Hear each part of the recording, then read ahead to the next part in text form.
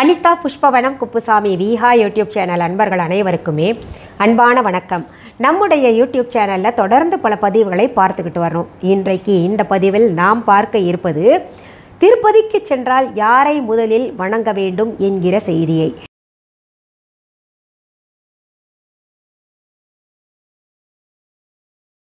அதற்கு முன்பாக இன்றைக்கு பிறந்த நாள் மற்றும் திருமண நாள் காண இருக்கின்ற அனைவருக்குமே என்னுடைய வாழ்த்துகள்.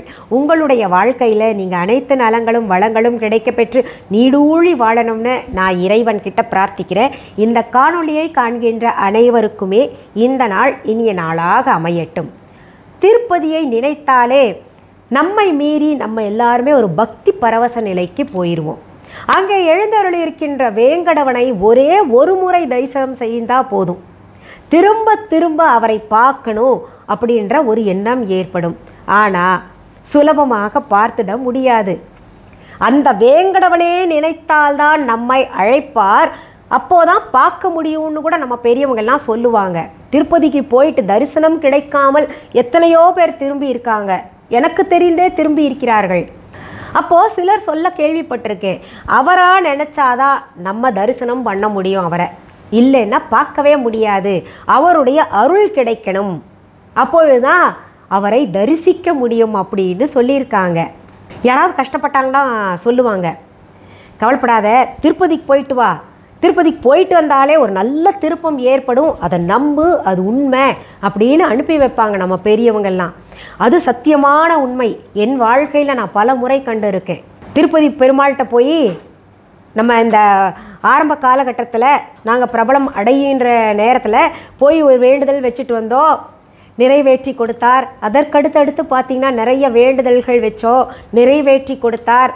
அந்த பெருமாளை பக்கத்தில், அதாவது எத்தனை கூட்டமாக இருந்தாலும் ஒரு க்ஷணம் பக்கத்தில் நின்று பார்க்கக்கூடிய ஒரு பாக்கியமெல்லாம் எங்களுக்கு கிடச்சிருக்கு.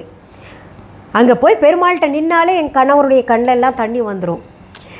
அது ஒரு க்ஷணம் பார்த்தா கூட அப்படியே முழுசாக நம்ம மனசை ஆக்கிரமிச்சிடுறாரு.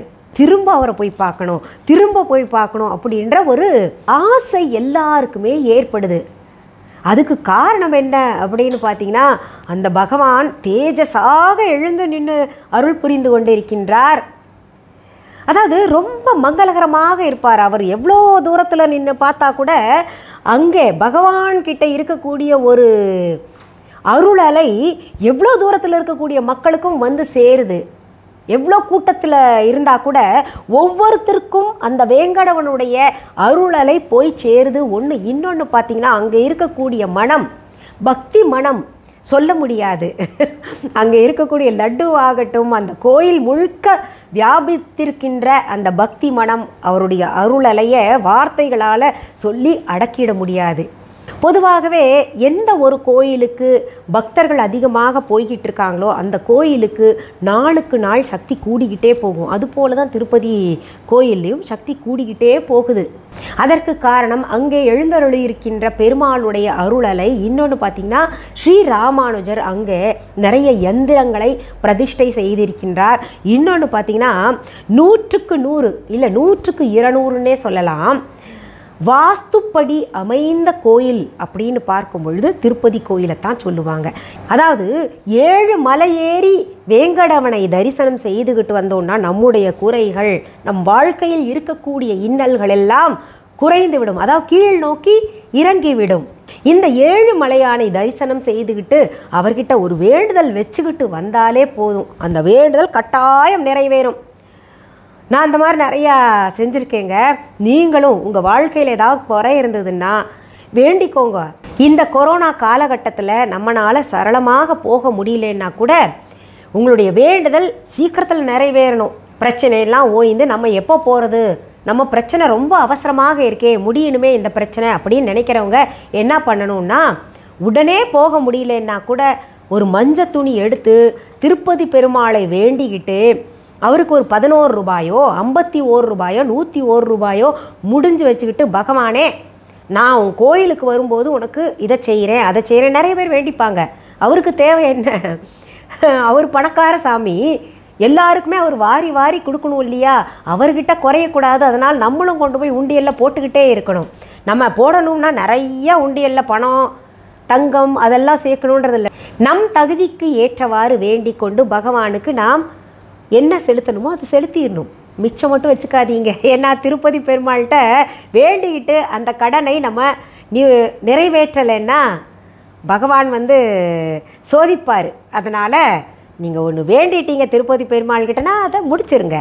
சிலர் கூட கமெண்ட்ஸில் கேட்டிருந்தீங்க, நாங்கள் திருப்பதி பெருமாளுக்கு முடி காணிக்கை செலுத்துகிறோன்னு வேண்டிக்கிட்டோம், ஆனால் என்னுடைய மகளுக்காக நான் வேண்டிக்கிட்டேன், மகள் ஒத்துக்க மாட்டேங்கிறா, அதனால் இந்த கொஞ்சம் முடி காணிக்கையாக கொடுக்கலாமா அப்படின்னு. இல்லை, நீங்கள் முழுசாக வேண்டிக்கிட்டிங்கன்னா அதை முழுசாக எப்படியாவது குழந்தைய சமாதானப்படுத்திட்டு முடி காணிக்கையாக செலுத்திடுங்க. இது வந்து ஃபாரினில் இருக்கக்கூடிய ஒரு சகோதரி கேட்டிருந்தாங்க. இப்போ வரக்கூடிய ஒரு சூழ்நிலை இல்லை, அதனால் எங்கள் நாட்டில் இருக்கக்கூடிய பெருமாள் பக்கத்தில் கோயில் இருந்துச்சுன்னா அங்கே முடி இறக்கிட்டு அவருக்கு கொஞ்சம் எடுத்து வச்சுட்டு அப்புறம் காணிக்கை செலுத்தலாமான்னு செய்யலாம். இது ஏன்னா இப்போ ரொம்ப முடியலன்ற பட்சத்தில் அந்த தகுந்த நேரத்தில் செய்யணும்னா செஞ்சு தான் ஆகணும், வேறு வழி இல்லை. ஆனால் அவருக்கு செலுத்த வேண்டிய காணிக்கையை கட்டாயம் செலுத்தியே ஆகணும். வேண்டுதல் வைத்து, அதாவது நல்ல வரன் கிடைக்கணும், இல்லை நம்ம வாழ்க்கையில் இருக்கக்கூடிய இன்னல்கள் நீங்கணும், இல்லை குழந்தை வேண்டும், இல்லை வறுமை நீங்கணும், நல்ல வேலை கிடைக்கணும், உடல் ஆரோக்கியமாக இருக்கணும், எதுவாக இருப்பினும் திருப்பதி பெருமாள்கிட்ட வேண்டிக்கிட்டோன்னா அது நிச்சயமாக நிறைவேறும்.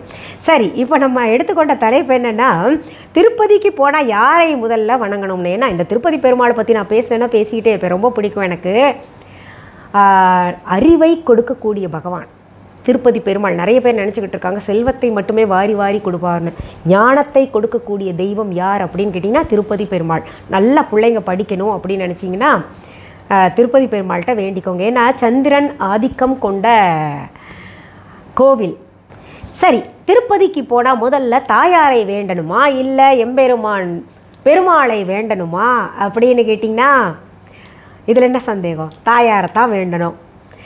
நம்ம சாதாரணமாக நம்மக்கிட்டேயே பாருங்களேன், ஒரு வேலை ஆகணும்னா அந்த வீட்டு தலைவியைத்தான் முதல்ல நாடுவாங்க. அம்மா நீங்கள் தான்மா, இந்த ஒன்றும் இல்லை யாச்சகம் கேட்க வராங்கன்னா அம்மா தாயேன்னு தான் சொல்லுவாங்க. ஏன்னா அம்மா வந்து கருணை மிகுந்தவள், இன்னொன்று சீக்கிரத்தில் அருள் தரக்கூடியவள். வேறு யாராவது வந்தாங்கன்னா கூட ஒரு காரியம் ஆகணும்னு என்ன பண்ணுவாங்க, முதல்ல ஐஸ் வைக்கிறது அந்த வீட்டம்மாவை தான். அதற்கு பிறகு தான் பார்த்திங்கன்னா அந்த வீட்டையாவை போய் பார்ப்பாங்க.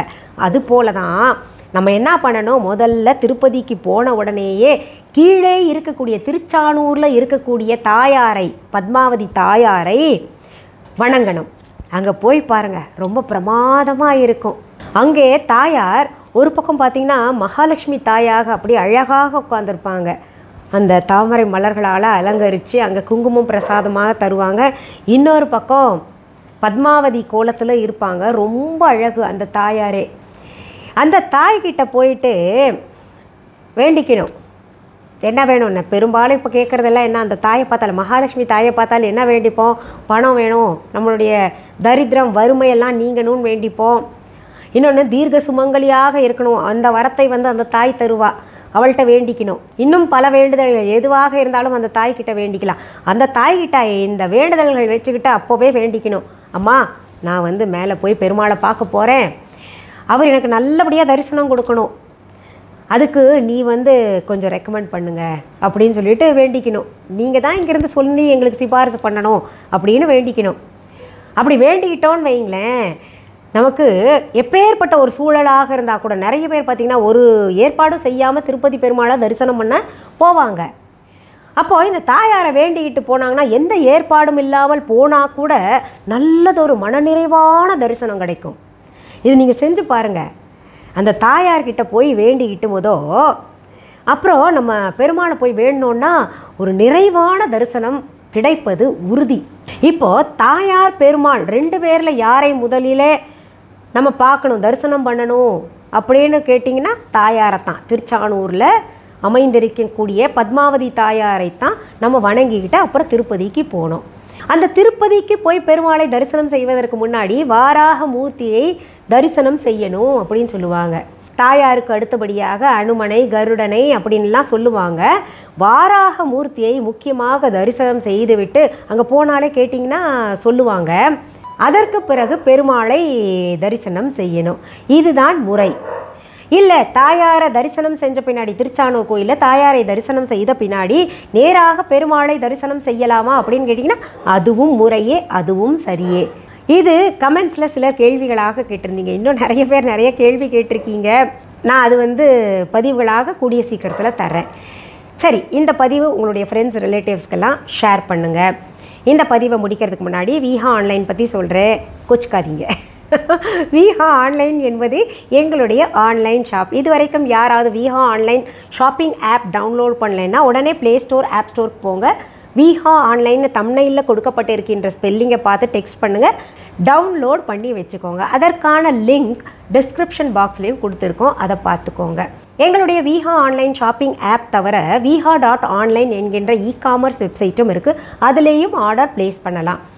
Viha online shopping app download பண்ணிக்கோங்க. அப்போ தான் பார்த்தீங்கன்னா போலிகளை நீங்கள் தடுக்கிறதுக்கு உதவியாக இருக்கும். ஏன்னா சிலர் விஹா வளர்றது பொறுக்க மாட்டாமல் போலியாக உருவாக்கலாம்னு முயற்சி செஞ்சுக்கிட்டு இருக்காங்க. அப்பப்போ தடுத்துக்கிட்டு இருக்கோம் நாங்கள். சரி, பொருள்களை நேரில் பார்த்து வாங்கணும்னா கடை ஏதாவது வச்சுருக்கீங்களா அப்படின்னு கேட்டிங்கன்னா, சென்னை ராஜா அண்ணாமலைபுரத்தில் விஹா என்கின்ற கடை வச்சுருக்கோம். இதற்கும் கிளைகள் கிடையாது. அதாவது விஹா ஒரே ஒரு கடை தான் இருக்குது, பிரான்ச்சஸ் கிடையாது. என்னுடைய பெயர், புகைப்படம், வீடியோவை பயன்படுத்திக்கிட்டு அவங்களுடைய கடை தாங்க, இல்லை அவங்களுடைய கடையிலேருந்து வாங்கிட்டு வந்த பொருள் தாங்க விற்றுக்கிட்டு இருக்கோம் அப்படின்னு சொன்னாங்கன்னா அது முற்றிலும் தவறான செய்தி.